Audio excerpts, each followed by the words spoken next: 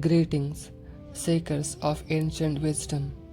Today, we journey into the fascinating story of Devala Muni, a sage of immense power, whose moment of impulsive arrogance set in motion a chain of divine events involving the preserver Vishnu and the benevolent Mother Divine Sri Lakshmi. Through this saga, we witness how divine justice unfolds, how devotion and humility can transform even misfortune into profound blessings, and how the grace of the divine shapes the destiny of mortals and gods alike. I extend my heartfelt gratitude to my Guru and to my Mother Divine, whose wisdom and guidance illuminate every step of this spiritual exploration. Our story begins with Asita Muni, a revered sage, who cries out in alarm, "O Devala, my son, what have you done?" The Gandharvas serve the Devas and are protected by none other than Shiva. This is not looking good.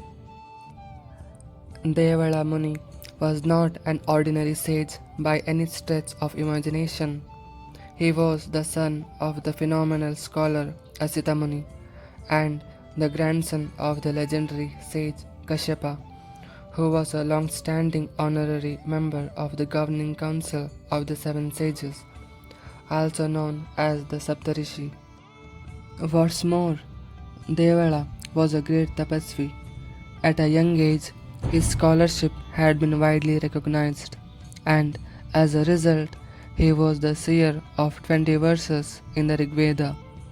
To honor his father, he had Asita Muni acknowledged as a substitute seer for those verses. Between Devala, Asita, and Kashyapa, their lineage had significant clout as they wielded profound political influence. But what Devala Muni had caused today was not a political issue that could be remedied by pulling some strings. No, not at all. Instead, using the power of his penance, he had cursed a Gandharva. Gandharvas were the celestial musicians, even entertainers for Devas. They had a sort of free reign in the name of entertainment, arts, and comedy. Earlier that evening, when Devala Muni was offering his Sandhya Vandana, a Gandharva was frolicking in the river in the company of stunning damsels.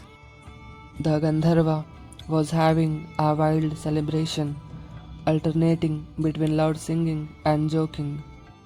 This disturbed Devala, but he had come for his prayers and as such simply wanted to mind his own business. The Gandharva showed no respect for the presence of the sage, which, while awful but was not illegal. The disturbance escalated in no time when the Gandharva known as Huhu pulled Devala's leg and dragged him into the deep end of the river. Seeing the radiant Muni offer Sandhyavandhana, most Gandharvas would have moved to another location, but not Huhu. Instead, he not only stayed back but pranked the sage. Devala dipped his hand in the river and, collecting a palmful of water, he uttered, "Get lost, you despicable scoundrel! Be born a crocodile!" And he splashed the water at the Gandharva. The livid sage walked out of the river, Huhu behind him. "Please forgive me," Huhu said. "I made a terrible blunder in ignorance." "Ignorance?" Devala thundered. "Arrogance. It was your arrogance. Now sing all you like as a crocodile." When Huhu repeatedly begged for mercy, Devala finally relented and told him that after a long time he would be redeemed by Lord Vishnu. Until then, however, he would live the life of a crocodile with its innate tendencies. Huhu asked if Shiva could expedite his redemption, in response to which Devala reminded him that Shiva would never slay a Gandharva. The entire tribe of Gandharvas had pledged their allegiance to Shiva and they were under his protection. Therefore, no matter the reason, Shiva would not help Huhu get rid of the body of the crocodile by killing him. Accepting his fate, Huhu prostrated before the sage. That was his last prostration as a Gandharva, as he soon found himself belly crawling into the river. When Devala reached home, he narrated the story to his father, Asita Muni, who expressed deep concern. Asita Muni concluded that Devala too had acted in haste and rage. At first, Devala tried to argue that he had cast that curse on Huhu because he had been interrupted in the middle of his sacred prayers. But soon he saw his father's perspective. Of what use was Devala's penance and wisdom if he didn't have the forbearance of a sage? To be patient and forgiving was the right choice according to Asita, particularly considering the fact that Huhu was already sporting in the river when Devala reached there. He said that Devala should have gone to a different spot. This will have far-reaching repercussions, Asita Muni declared. What kind? Devala was now beginning to get rather concerned. There was no need to bother Vishnu, Asita said. Huhu would have eventually died as a crocodile to be reborn a Gandharva.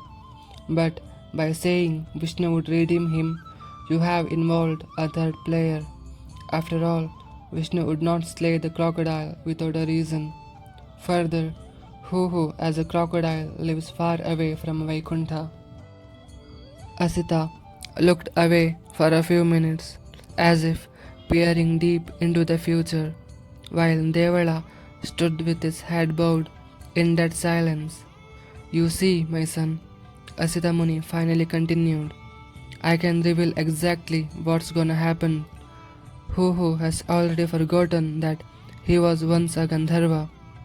As a crocodile, he is going to attack a devotee of Vishnu who will call out to him. Vishnu will come to save his devotee and he will slay the crocodile with his discus. This is not going to sit well with the mother goddess Sri Lakshmi. But why won't it sit well with her? Devala asked. Because every time Vishnu launches his discus, it slits his finger, causing blood to ooze out. That injury takes a while to heal. Mother Goddess finds it unbearable that the ever-benevolent and tender Lord Vishnu is subjected to that pain, especially in this case where events aren't arising out of the natural order of things, but due to a curse by a young sage who couldn't control his emotions. And to express her disapproval and displeasure, she walks away from the offender. In other words, our future generations will be bereft of all material wealth, success, and comforts. Devala fell at his father's feet, realizing that the consequences of his blunder extended far beyond the boundaries of his understanding. But you cannot undo time, you cannot undo words. Asita Muni's foresight was as impeccable as his insight. Several years later, while drinking water in the river, an elephant named Gajendra was grabbed by a crocodile, none other than Huhu. In deep pain, the elephant called out to Vishnu. Seeing his plight, Vishnu descended to earth on his mount, Garuda, and launched his discus at the crocodile, slaying it instantly, exactly as predicted by Asita Muni.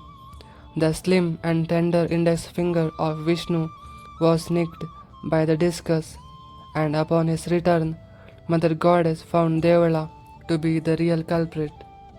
But in the present, since Asita Muni had already foreseen these events, he quickly left his wife, Ekaparna, and his son Devala to meet his father Kashyapa Muni.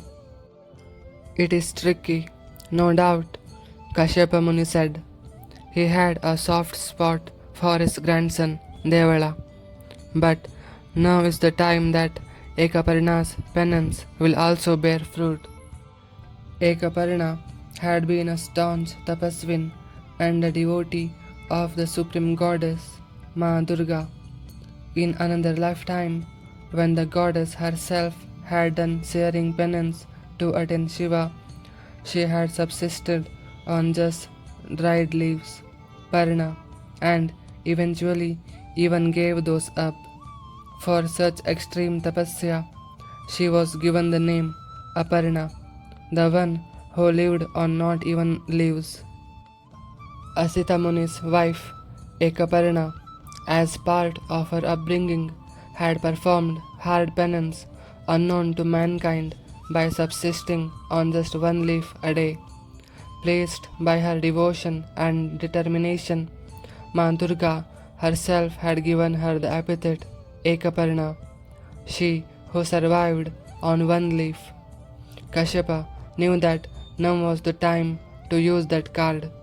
He advised Asita Muni to meet Sri Vishnu and specifically ask for a tangible way to invoke Mother Goddess in the form of Sri, so her benevolence and benediction be always upon their entire clan.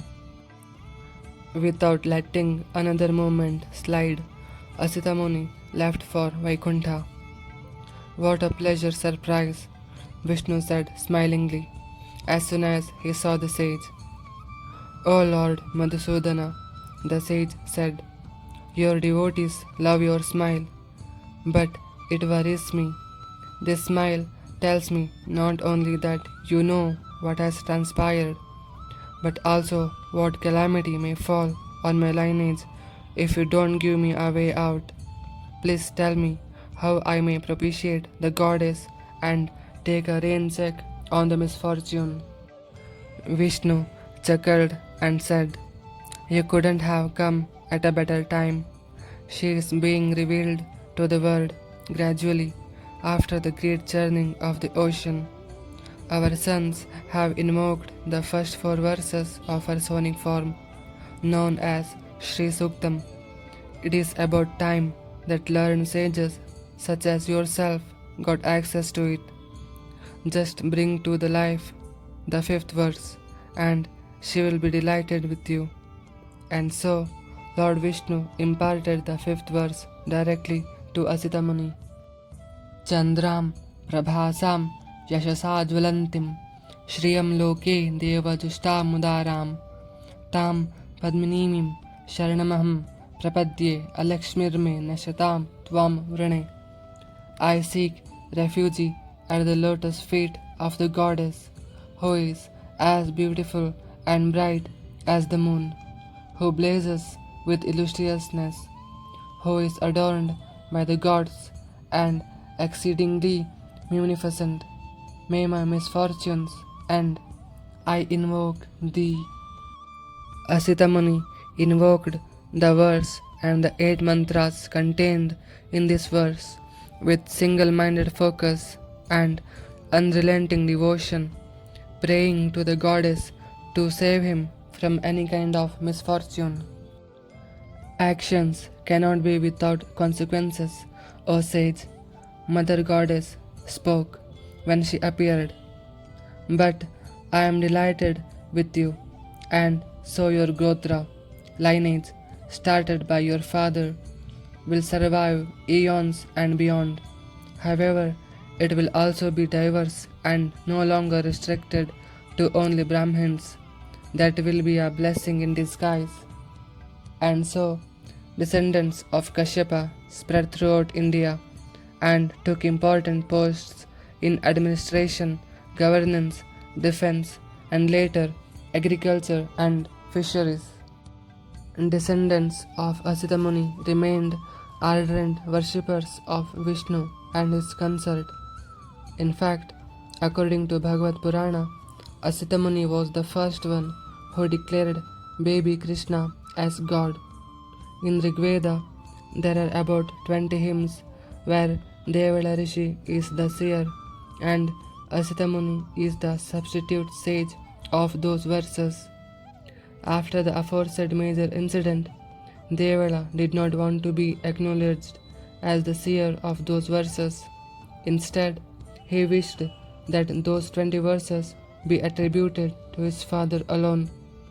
But at his grandfather's bidding and with some clever work from Narada, both Devala and Asita came to be recognized as the seers of those verses. For now, the narrative had to continue moving. Out of the 16 verses, only 5 were invoked thus far. The sixth verse had to be brought to life by not just any sage, but someone who had a say in creation itself. In our lives, there are Shadripu, 6 formidable enemies to one's spiritual progress. They all become strong when wealth, in the form of power, fortune, or material gains, ends up in the hands of a non-deserving recipient. They are Kama, lust, Krodha, anger, Lobha, greed, Moha, attachment, Mada, false pride, and Matsarya, envy. The 6th verse of the Sri Suktam must bring wealth to the seeker in a manner that would generate feelings of empathy, philanthropy, goodness, and compassion. And so, Vishnu knew that he would have to get involved. Not only that, he would need to get someone very significant to do the job. Above all, he knew he would need to manifest the right conditions in his unique manner. In other words, Vishnu Leela.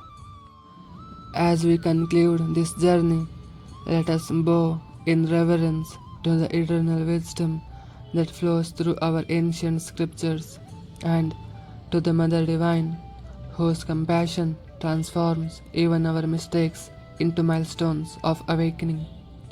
My deepest gratitude to my beloved Guru and to the Mother Divine for their unending guidance and light. May every listener walk the path of humility, love, and remembrance of the Divine within. Until we meet again, seekers, stay devoted, stay awakened, and may the grace of the Mother Divine always shine upon you.